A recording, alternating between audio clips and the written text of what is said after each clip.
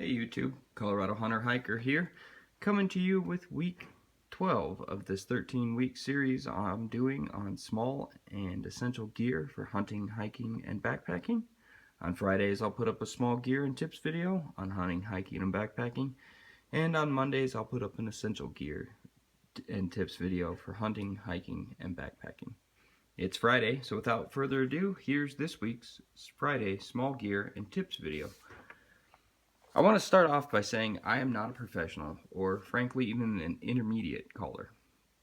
But, that said, I can make the sounds I need to make to be successful on both my elk hunts and turkey hunts. The best calls I've found out there are mouth diaphragm calls. They keep your hands free, they minimize movement, and they can be very effective. Now, I also can't tell you what one of these calls will work for you, but what I'd like to do is at least give you some options. Then my advice would be to go out and get a bunch of different calls and just start playing with them. Frankly, if you commute in a car, preferably alone or with a hunting buddy, that's a great place to practice. Don't be afraid to make a horrible sound. There's no one listening and you aren't going to scare anything away. If you're on a bus or other public transportation, that might not be the case. A quick word of caution, however.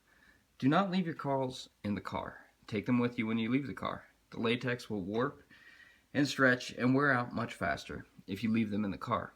Also, store them in a dry, cool place when you're not using them. But for these, frankly, the more you practice, the better you'll be. So, to start off, at the top you see an ElkNut bugle tube. ElkNut.com, pretty simple. Bugle tubes, there's a ton of them out there. I know Phelps makes them. I know all kinds of people make them. Elk 101 sells a bunch. So there's not a whole lot to them. Some are bigger than others, and some probably could be used as weapons. Really, they just help project the sound, so not a necessity, but certainly nice if you're trying to locate that bull that can't quite hear you. So we're going to kind of work our way around here. First off, you'll notice the size difference. They have both large and small frames. So again, I can't tell you which size you're going to need. You're going to need to figure that out. And I have both sizes because I figured that out. The regular size frame works fine for my mouth, but that may not be the case for the rest of you. So from ElkNut, I got the pink call right there, which is the Bugling Bowl TST Mistress. For a really long time, that was my favorite bugle call. Worked out really well. It was my beginning one, so as I've gotten a little bit more comfortable with them, I've started to use these Carlton calls. The Carlton 2.5, which is on top, is really nice for a bugle, and the Carlton cow-calf 1.5 is really easy to use to make calf sounds, so calf-cow sounds. So try those, give those a try if you're looking for those. Elk101.com, that's where I found those. These Carlton calls, really, I like them.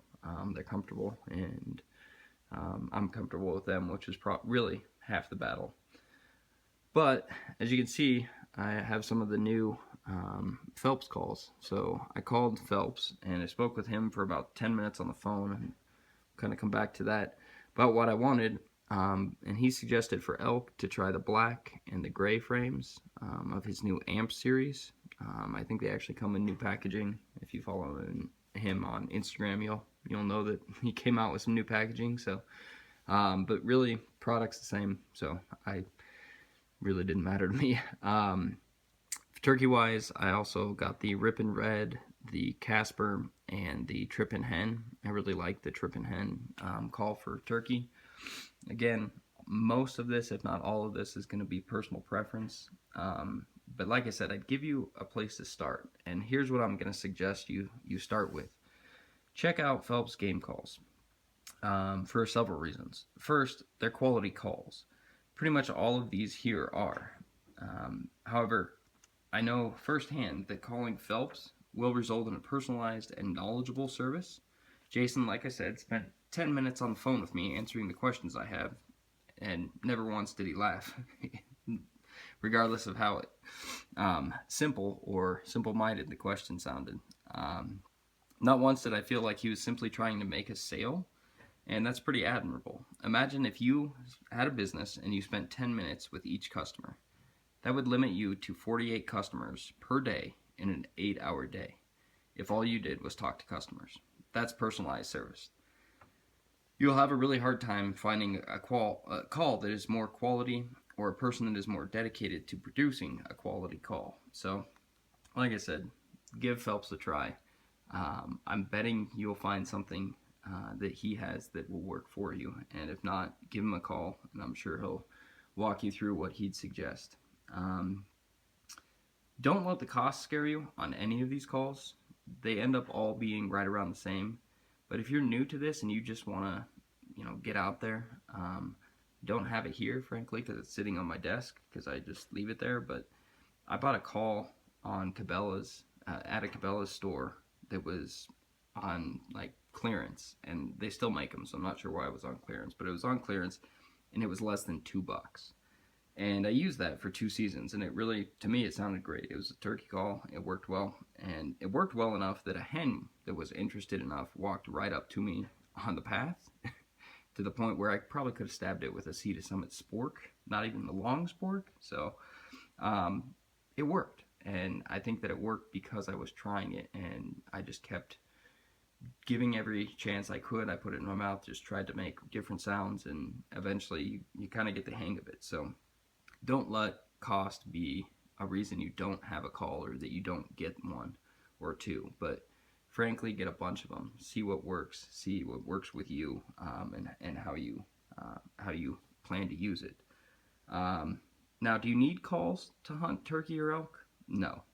And that's why, frankly, this isn't an essential piece of gear video. This is just a small piece of gear. As you can see, these are small. They're helpful, at least in my opinion.